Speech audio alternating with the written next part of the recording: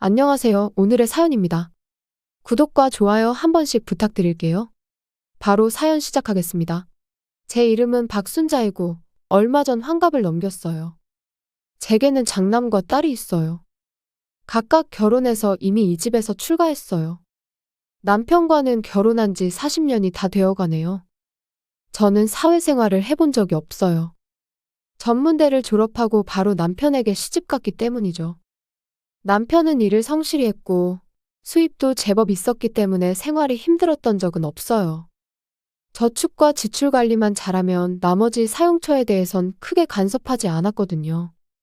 저 자신도 그렇게 사치스러운 것을 좋아하지 않았고 절약도 잘하는 편이었어요. 그렇다고 남편이 눈치 줄 정도로 낭비한 적도 없었기 때문에 신뢰는 받았던 것 같아요. 고압적인 태도는 일상적인 일이었지만요. 나이 많은 연상의 남자니까 어쩔 수 없다고 생각해요. 아마 무시할 수 있는 상대가 있어야 자신의 자존감이 지켜져 안심되는 것 같아요. 그런 의미에서 애정 따위는 이미 사라진 지 오래지만 저에게 남편은 가족이라는 정으로만 함께하는 존재였어요. 그렇게 하루하루를 보내고 있었어요. 남편은 정년퇴직 후 매일 집에만 있을 줄 알았는데 비교적 다재다능한 사람이라 골프, 낚시 등 매일 어딘가로 나가서 놀러 다녔어요. 은퇴 전과 같은 생활 방식이 좋았어요. 만약 하루 종일 남편과 같은 공간에 있어야 했다면 절대 견딜 수 없었을 거예요.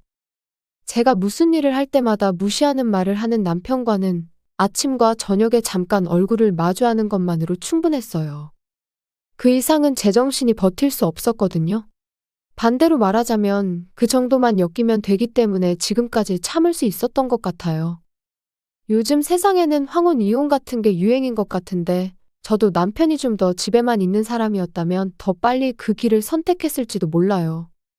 그런 일상이 계속되던 어느 날 아들이 갑자기 우리 집을 찾아왔어요. 추석과 설날에만 얼굴을 볼 수 있을 정도였던 아들이 평일낮에 찾아온 거예요. 그러고는 남편의 행방을 물었어요. 남편은 오늘 낚시 가는 날이라 말했는데 아들은 중요한 이야기가 있다며 남편에게 전화를 걸어 돌아와 달라고 부탁했어요. 남편은 수화기 너머로 투덜거리다가 금방 돌아오겠다며 전화를 끊었어요. 남편은 직장 생활을 할 때 집에 자주 없었지만 아이들에겐 무척 자상했어요. 아들도 딸도 남편을 잘 따르니 남들이 보기에는 행복한 가정으로 보였을 거예요. 하지만 육아는 모두 저에게 전적으로 맡기고 아이들은 항상 화만 내는 엄마보다 가끔 선물을 사주거나 놀러가주는 아빠에게 더 친근감을 느끼는 게 어찌 보면 당연하죠.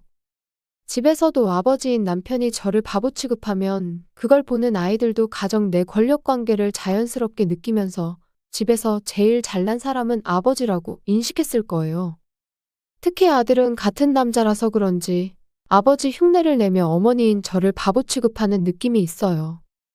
이번에도 남편이 돌아오기 전에 중요한 이야기가 뭐냐고 물었더니 엄마한테는 이야기할 수 없다며 아빠가 돌아올 때까지 이야기할 생각이 없다고 했어요. 늘 그래왔던 거라 저는 포기하고 집안일을 계속했어요. 남편이 돌아와서 다시 아들의 이야기를 들었어요. 아들이 회사를 그만두기로 했다는 거예요. 저는 화가 나지 않을 수 없었어요. 왜냐하면 좋은 학교를 나와 국내 굴지의 무역회사에 근무하고 있거든요. 그 회사에서 아들은 영업부에 소속되어 있는데 동기 중에서도 가장 먼저 승진도 해서 잘 다니고 있는 줄 알았거든요. 근데 출세에는 고통이 따르는 법인지 동기들이 끈질기게 괴롭혔다고 해요. 서류를 숨기거나 고객과의 약속을 전하지 않는 등 사소한 거지만 쌓이면 쌓일수록 여러 사람에게 당하면 업무에 지장을 받을 정도가 되는 거죠. 상부에 보고해도 그런 일을 한 동기들은 악의가 있었던 게 아니라 그저 실수였다며 미안하다고 입을 모아 말했대요. 그러다 보니 상사도 어쩔 도리가 없었고 너한테 무슨 문제가 있는 거 아니냐는 말까지 들었대요. 결국 아들은 퇴사를 결심하게 된 거죠. 저도 제 아들이 그런 취급을 당했다는 게 엄청 화가 났고 그런 회사를 그만두는 건 잘한 일이라고 생각했어요. 하지만 아들은 아내와 3명의 자녀를 둔 가장이에요. 새로 집을 산 것도 막내가 태어난 해였기 때문에 아직 5년도 지나지 않았어요. 주택담보대출도 아직 남아있을 거예요. 그런 걱정을 하고 있을 때 남편이 아들에게 그런 회사 그만둬버리라고 단호하게 말했어요. 그리고는 남는 방이 있으니 경제적으로 여유가 생길 때까지 집에 들어와서 살아도 된다고 저와 상의도 없이 동거 이야기를 꺼냈어요. 저는 너무 놀란 나머지 말이 나오지 않았어요. 아들은 다시 취업을 할 때까지만 신세 지겠다며 고맙다고 했어요. 저는 불편한 기색을 내비쳤는데 남편과 아들은 저를 아랑곳하지 않았어요. 그 후 순식간에 아들네 가족은 우리 집으로 이사를 왔어요. 예상치 못한 건 무려 4마리의 개를 키우고 있었다는 거예요. 개를 키운다는 건 이번에 알았는데 더군다나 4마리라니. 저는 지금까지 동물을 키워본 적이 없어요. 그런데 갑자기 4마리를 집에서 키우게 되니 머리가 아팠어요. 하지만 이미 데려왔고 남편이 좋다고 하는 이상 들여놓을 수밖에 없었어요. 제 골칫거리는 비단 개들만이 아니었어요. 손주들이 집안을 뛰어다니고 방충망과 장판을 찢고 식사 중에도 자리를 박차고 일어나 돌아다니고 물건을 던지는 등 교육도 안 된 원숭이 같은 느낌의 손주들이에요. 아들은 웃기만 할 뿐 교육이나 주의를 주지도 않아요. 제가 손주들에게 주의를 주면 오히려 아들이 제게 눈치를 주는데 저는 어느 정도의 훈육은 필요하다고 생각하거든요. 가정교육에서 훈육도 중요하다고 말해도 아들 부부는 제 말엔 귀 기울이지 않아요. 남편도 손주들의 난폭한 행동이 마음에 들지 않는지 괜히 저에게 소리를 질렀어요. 집이 더럽다느니 정리정돈 좀 해라느니 그런 것도 모르냐며 아들 부부에게 할 말을 저에게 하는 거죠. 아마 제가 더 만만해서이겠지만 그 말투가 너무 불합리해서 눈물이 날 지경이었어요. 그리고 아들은 원하는 회사를 찾지 못한 듯 좀처럼 취업 이야기가 나오지 않았어요. 그래서 며느리는 아이들 뒷바라지를 저에게 다 떠넘기고 아르바이트를 시작했어요. 그 무렵부터 며느리는 집안일도 전혀 하지 않게 되었고요. 이사 온 초기에는 식사 준비는 제가 다 했지만 그 외에 집안일은 도와주고 아이들 옷빨래 정도는 해줬었는데 아르바이트를 시작한 지금은 아무것도 하지 않으려 해요. 한꺼번에 7명으로 늘어난 가족 모두의 빨래가 모두 제 몫이 돼버린 거죠. 매일 2번은 세탁기를 돌려야 할 만큼 시간이 모자랐어요. 빨고, 말리고, 접는 것만으로도 반나절이 훌쩍 지나가거든요. 그 외에 집안일도 전혀 손을 대지 않으니 제 자유시간이 전혀 없어졌어요.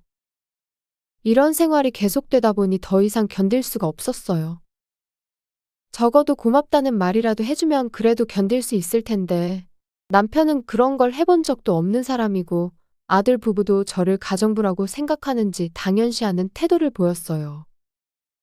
며느리는 가족 중 유일하게 일하는 자신이 대단하다고 생각하는 건지 매번 일하느라 피곤하다는 핑계만 댈 뿐이고요.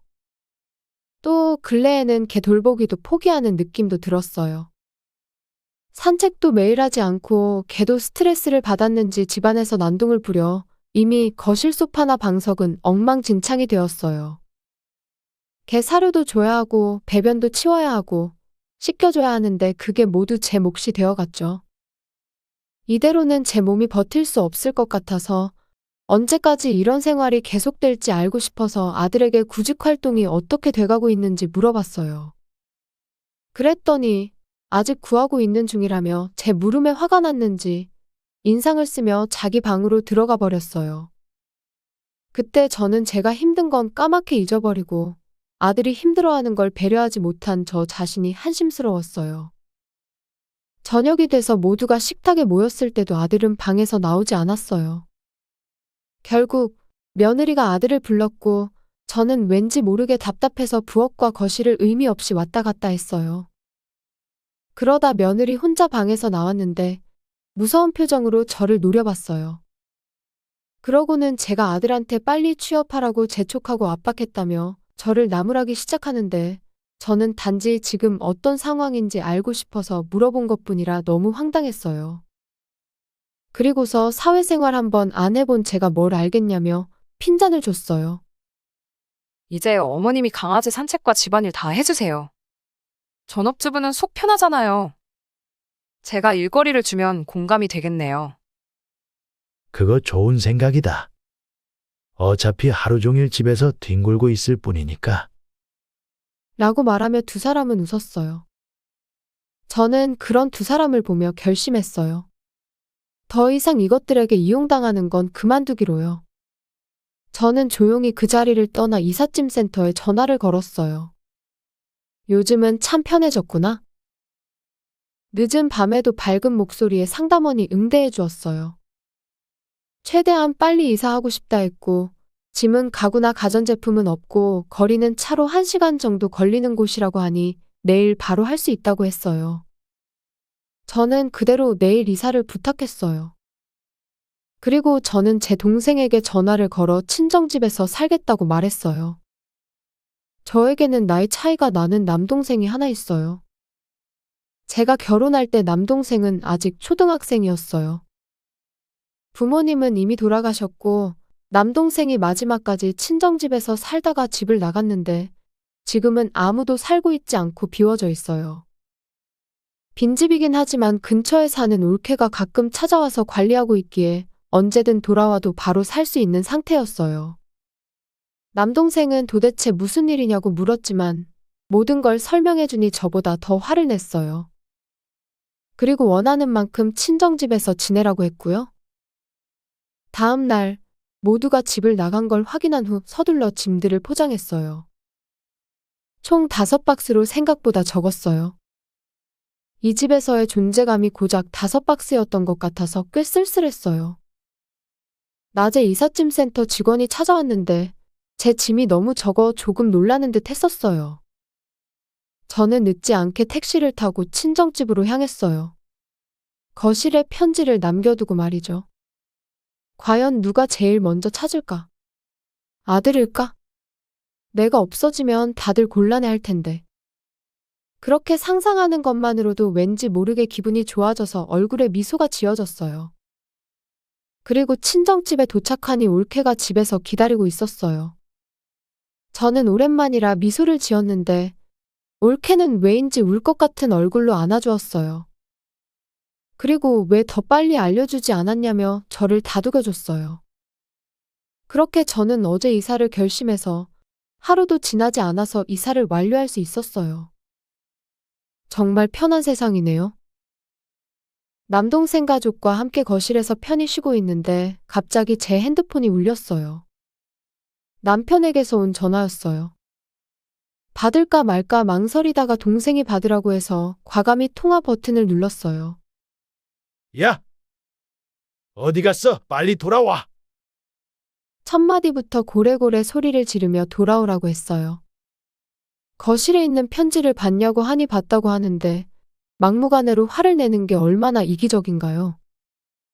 편지에는 더 이상 이 집에서 가정부처럼 사는 걸 견딜 수 없어 집을 나갈 테니 모두들 나 없이 사이좋게 지내라고 적어 놓았거든요. 그리고 이혼신고서도 동봉해뒀 썼어요. 남편은 제게 입에 담지 못할 욕지거리 하는데 저는 그대로 전화를 끊어버렸어요. 그러자 동생이 그런 거 다 무시하라며 제 마음을 위로해주는데 저도 모르게 눈물이 났어요. 지금까지 그 집에서 혼자서 열심히 살아왔는데 여기는 내 편만 있구나. 저는 딸에게도 전화를 걸어 속사정을 전했어요. 잠시 생각에 잠긴 듯 침묵하던 딸은 미안하다고 한마디 했어요. 왜 미안해하느냐고 물었더니 엄마 곁에서 힘이 돼주지 못해서 미안하다네요. 저는 딸도 제 편이었다는 걸 깨달았어요. 그동안 주위를 둘러보지 못했던 건 바로 저 자신이었던 거죠. 저는 저 자신만 챙기면 되는 거예요.